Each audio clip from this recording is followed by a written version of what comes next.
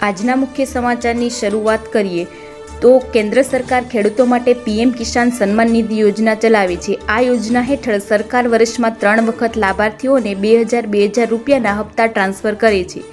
અત્યાર સુધીમાં પ્રધાનમંત્રી કિસાન સન્માન નિધિ યોજનાના 16 હપ્તાઓ ખેડૂતોના ખાતામાં ટ્રાન્સફર કરવામાં આવ્યા છે।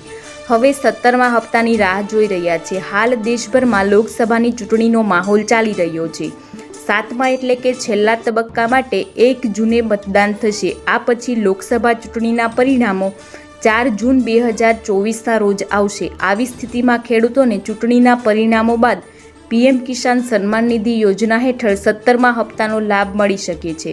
મિત્રો, બીજા સમાચારની વાત કરીએ તો પેટ્રોલ અને ડીઝલ થશે સસ્તું। ચૂંટણી પર કેન્દ્ર સરકારે લોકોને રાહત આપવા પેટ્રોલ ડીઝલની કિંમતમાં 2 રૂપિયાનો ઘટાડો કર્યો છે। આ ઘટાડાની સાથે ગુજરાતમાં પેટ્રોલ 94 આજુબાજુ મળી રહ્યું છે, જ્યારે ડીઝલ 90 રૂપિયા આજુબાજુ મળી રહ્યું છે। જ્યારે મિત્રો, આપણે જણાવી દઈએ કે રાજસ્થાનની સરકારે ત્યાં પેટ્રોલ અને ડીઝલ પર 2% વેટ ઘટાડ્યો છે, એટલે કે ત્યાં પેટ્રોલ 5 રૂપિયા પ્રતિ લિટર સસ્તું થશે। તો મિત્રો, રાજસ્થાનની અંદર ભાજપની સરકાર છે, તો ત્યાં પેટ્રોલના ભાવમાં 5નો ઘટાડો થયો છે। તેવી જ રીતે ગુજરાતમાં પણ ભાજપની સરકાર છે, તો ગુજરાતમાં પણ પેટ્રોલ અને ડીઝલના ભાવમાં ઘટાડો થવો જોઈએ।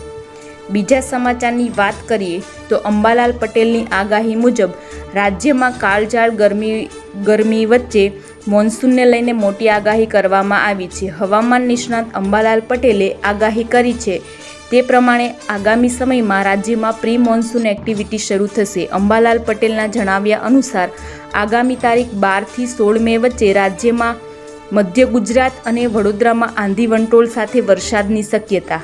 એટલું જ નહીં, અમદાવાદ, મહેસાણા, બનાસકાંઠા, સૌરાષ્ટ્ર, દક્ષિણ ગુજરાતના ભાગોમાં પણ વાતાવરણમાં પલટો સાથે વરસાદ પડવાની શક્યતા।